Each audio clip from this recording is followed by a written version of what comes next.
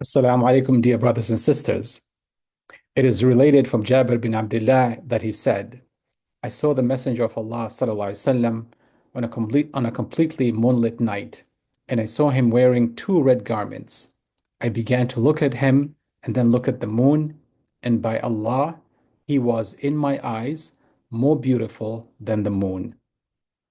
This is just one of the physical characteristics of the Prophet sallallahu alaihi wasallam. We know that his inequalities and personality were equally beautiful. The more you get to know him, the more you love him.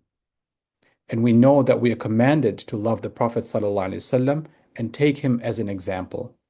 So, how can we love someone without knowing the person?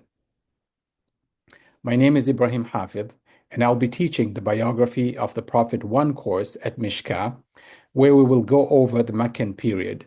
We will look at the struggles of the early Muslims and incidents that occurred and extrapolate lessons that we can apply in our contemporary times.